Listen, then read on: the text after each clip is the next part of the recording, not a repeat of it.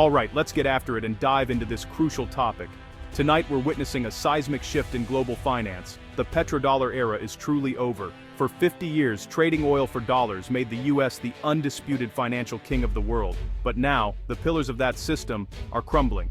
Quietly, but decisively, in the Middle East and China. This isn't just theory or speculation, it's about your money, gas prices, and the world order you know and depend on. The pact that underpinned American dominance since the 1970s is now being dismantled. Why? Because of shifting alliances, US missteps, and China's patient strategic rise. We'll break down the three critical reasons behind this shift, connecting Washington's decline to Beijing's rise and the end of oil priced only in dollars. The implications are massive, and they're happening right now in real time.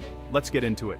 For decades, the US dollar reigned supreme in global oil markets, its dominance secured by a powerful security pact. In exchange for American military protection, Gulf states agreed to sell oil exclusively in dollars. This arrangement, known as the petrodollar system, became the backbone of both US economic strength and Middle Eastern stability. But over time, that trust began to erode. The US-led invasion of Iraq, inconsistent and sometimes contradictory American responses during the Arab Spring, and the much-publicized pivot to Asia all sent a clear message to Gulf leaders. America's security guarantees were no longer ironclad. The region's rulers started to question whether Washington would always have their backs. The Iran nuclear deal, first negotiated, then abruptly abandoned, highlighted how US foreign policy could swing wildly with each new administration. Allies and adversaries alike saw that American commitments could be reversed with the stroke of a pen, making long-term planning risky. When attacks struck Saudi oil facilities in 2019, the US response was muted and hesitant. For Gulf states, this was a wake-up call. In a crisis, they might be left to fend for themselves, even when vital oil infrastructure was at stake. Meanwhile, the US increasingly weaponized the dollar, using financial sanctions as a primary tool of foreign policy. Allies watched as access to the global financial system could be cut off almost overnight, making them realize just how vulnerable they were to Washington's decisions. This spooked governments around the world. Suddenly, de-dollarization wasn't just an economic idea, it became a matter of national security, as countries sought to protect themselves from the risk of being frozen out of the global economy. The Gulf states realized they couldn't afford to rely solely on America anymore. They needed to diversify their alliances, economically, politically, and militarily, to ensure their own survival and prosperity in a changing world. Enter China, stepping onto the scene with deep pockets, a hunger for energy, and a promise of non-interference in domestic affairs. Beijing offered investment, infrastructure, and a new kind of partnership, one that didn't come with political strings attached. Meanwhile, the US appeared distracted and divided at home, its political system mired in gridlock. As Washington's attention drifted, a vacuum opened up in the Middle East, and regional leaders pragmatically began to hedge their bets. The very foundation of the petrodollar, security in exchange for dollar-denominated oil, began to crack. The old certainties were gone, replaced by a sense of vulnerability and uncertainty. The region's leaders saw the writing on the wall. America's era as the undisputed guarantor of Middle Eastern security was coming to an end, and a new era was beginning to take shape. China offered a new deal, no political lectures, no threats of sanctions, just business, investment, and a long-term vision for shared growth. For many in the Gulf, this was an attractive alternative. The decline of US influence wasn't sudden or dramatic. It was a slow, calculated response by Middle Eastern leaders to shifting global realities and the need to secure their own futures. The Gulf states are survivors, skilled at adapting to new circumstances. As America's shadow receded, China's presence and influence steadily grew, filling the void. The stage was set for a new power to step in and shape the region's future, bringing with it new opportunities and new challenges. The old bargain was broken. Security was no longer guaranteed, and the trust that once underpinned the US-Gulf relationship had evaporated. The petrodollar system was now vulnerable, exposed to new risks, and China was ready to move, offering its own currency and financial systems as alternatives. The US's choices had real, tangible consequences in places like Riyadh and Abu Dhabi, forcing leaders to rethink their strategies and alliances. The Middle East needed stability, investment, and a bold new vision for the future, one that could withstand global uncertainty and foster long-term growth. China's approach was straightforward: infrastructure, investment, and mutual respect, with a focus on building lasting partnerships rather than dictating terms. The US's decline in the region was not just an ending, but the prologue to a new chapter in Middle Eastern history, one where new actors would shape the narrative. The Gulf states began to diversify their economies and partnerships, seeking greater autonomy and resilience, and reducing their dependence on US dominance. The end of the petrodollar system seemed inevitable, as the world's economic and political center of gravity shifted eastward. And, as the curtain fell on one era, China was waiting in the wings, ready to take its place on the Middle Eastern stage. As the US stepped back from its traditional role in the Middle East, withdrawing troops and scaling down its diplomatic presence, China moved in, quietly, strategically, and with deep pockets, ready to fill the vacuum left behind. The Belt and Road Initiative, BRI, is China's masterstroke, a global web of ports, railways, and pipelines with the Middle East as its linchpin. This ambitious project is not just about infrastructure, but about weaving a new economic fabric that connects Asia, Africa, and Europe, with the Middle East at the very heart of it all. For China, securing energy is national security. The country's rapid growth demands a steady, reliable flow of oil and gas, and the Middle East is the world's energy epicenter. The BRI guarantees oil flows bypassing US-controlled choke points like the Strait of Hormuz, ensuring that China's energy supply can't be easily threatened or disrupted by outside powers. China's approach? No political demands, just business. Unlike Western powers, China offers investment without lectures on governance or human rights. Blueprints, financing, and shared prosperity. China brings the tools, the money, and the promise of mutual benefit. The Gulf's autocrats prefer this predictable, non-interfering partner. For them, China's respect for sovereignty and non-interference is a breath of fresh air. China is now Saudi Arabia's top trading partner, overtaking the US and Europe in both imports and exports.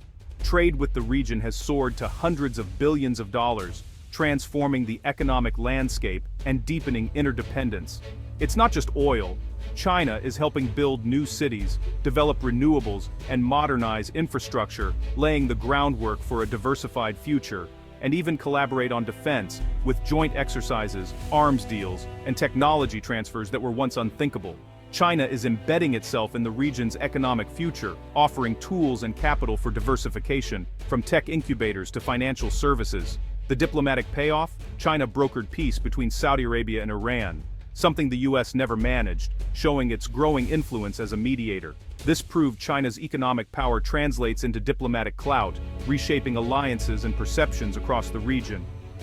The Gulf saw China as a reliable partner for stability and growth.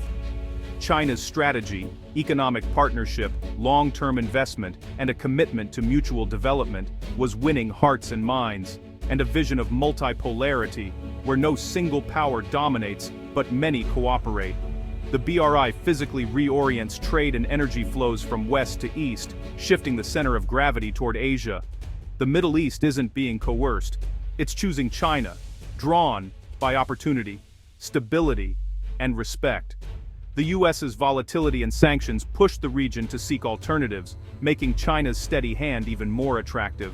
China's rise offered a solution to every US weakness: stability, predictability, and a willingness to invest for the long haul. Investment and respect, values that resonate deeply in the region. Leaders from the Gulf are welcomed in Beijing, signing deals for oil, infrastructure, and more, forging bonds that go beyond mere transactions, tech, and even space. The partnership is comprehensive: military, economic, and technological, covering every sector of modern development. Every new port and pipeline ties the region closer to China, creating a web of interdependence that is hard to unravel. The Middle East is betting on the future, and that future is increasingly Sino-centric, with China at the center of regional ambitions. The final step: if you're shifting your alliances, it only makes sense to shift your currency too. The stage was set for the rise of the Yuan, signaling a new era in global finance and energy trade, one where China's influence is undeniable.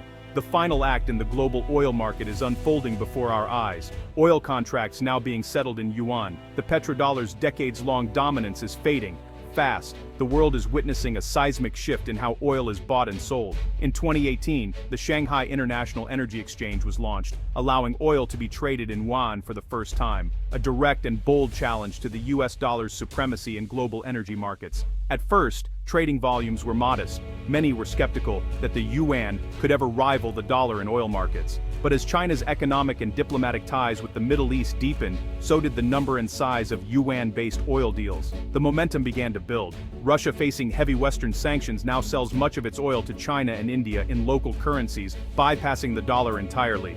The big one, Saudi Arabia, the world's top oil exporter, is in advanced talks to price some of its oil sales to China in yuan.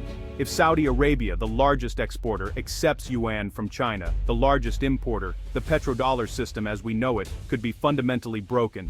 Why would the Saudis consider such a move, risking their long-standing relationship with the US? The answer is simple: to hedge against US financial volatility, reduce their dependence on the dollar, and strengthen ties with their biggest and fastest-growing customer, China. The UAE has already completed its first yuan-settled LNG trade, setting a precedent for others in the region. Iraq is planning to follow suit, exploring options to settle oil trades in yuan as well. The de-dollarization train has left the station, and it's picking up speed as more countries join the movement. China's clever solution, oil paid in yuan, can be instantly converted to gold on the Shanghai Gold Exchange, providing a safety net for sellers. This innovative mechanism links the yuan to a hard asset, making it far more attractive than a typical fiat currency, and giving oil exporters confidence in accepting yuan. A new petro-yuan gold system is emerging, a direct and credible competitor to the petrodollar, reshaping the global financial landscape. As more oil is traded in yuan, global demand for US dollars drops, weakening the dollar's grip on international trade. The US risks losing its exorbitant privilege as the world's reserve currency, a status that has underpinned American economic power for generations. Financing US deficits will become more difficult. Interest rates may rise, and the cost of borrowing could increase for both the government and consumers. The dollar could weaken further, raising import prices and potentially fueling inflation for everyday Americans. America's economic dominance is under threat, as the world's financial center of gravity begins to shift. This isn't a distant prediction, it's happening right now, in real time, across global markets. Every new oil contract signed in yuan chips away at the petrodollar's foundation, eroding its once unquestioned dominance. The world is moving toward a multi-currency system, dollar, euro, and yuan, each playing a significant role in global trade. No single country or currency will dominate as before. The era of unipolar financial power is ending. Ironically, US sanctions have only accelerated the search for alternatives, and China has delivered them with remarkable speed and efficiency. The shift is gradual, but unstoppable, as more nations seek to diversify their economic partnerships and reduce risk. The Middle East is declaring a new kind of independence, skillfully balancing relationships between East and West to maximize their own interests. The petrodollar's decline is about more than economics, it's about a new balance of power, a reordering of global influence. The greenback's monopoly on oil is over. The yuan is rising, and with it, a new era in global finance is dawning. The global financial ground is shifting beneath our feet, and the world as we know it may never be the same. So, what does this mean for you? The world is changing. Fast. The end of the petrodollar isn't just for economists.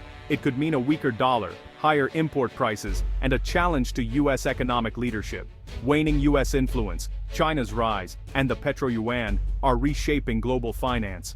This isn't about picking sides, it's about understanding reality. The decisions made today in Riyadh, Beijing, and Washington will shape our economic future. We're living through a historic power shift. The story isn't over. We'll keep tracking every development and what it means for you. Stay tuned as the world's financial order transforms before our eyes.